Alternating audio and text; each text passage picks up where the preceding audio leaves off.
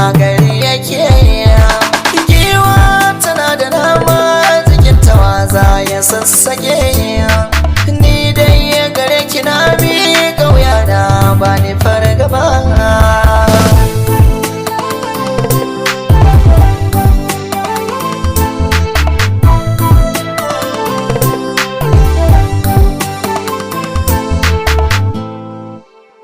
Sai taku nake yi da ɗayan biyu da murmushi na yi dariya.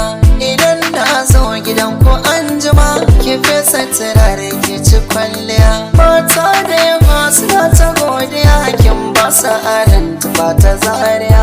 Mai kyan tafiya ado da murmushi ke ce zan kira sarauniya. Da mahadabuwa da ma ki zan mata ke ce tawa zan ba ki da kula. Dawo zo Fatima kin zama jinin jikina. Fatima na ba ki da gaba.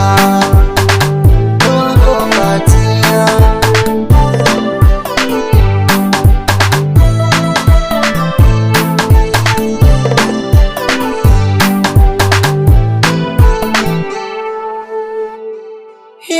na ɗaura ga mata. Fatima kan yi ke zan yi haƙi ko zana mace ne. Fatima zan iya barin ki. Daɗin magana ke ki iya fato gani gaki. Inda yi da wacce zan so a duniya sai Fatima Zahra.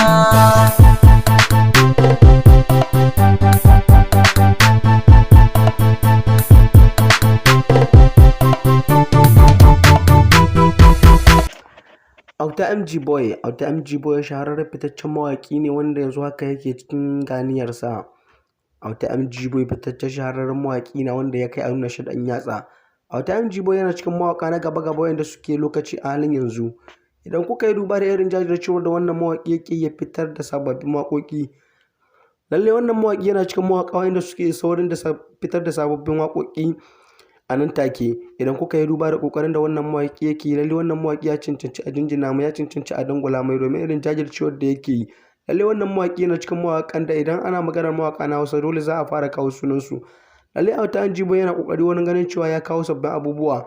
AUTA MG Boy fitaccen mawaƙi na wanda ba za a taɓa mantawa da gudunmuwar da yake ba su a cikin al'umma. Lalle AUTA MG Boy fitaccen shahararren mawaƙi na.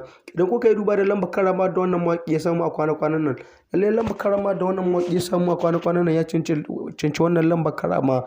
Idan kuka yi duba da irin jajircewar da yake yi wurin ganin cewa ya fitar da wasu abubuwa masu alfanu ga mutane.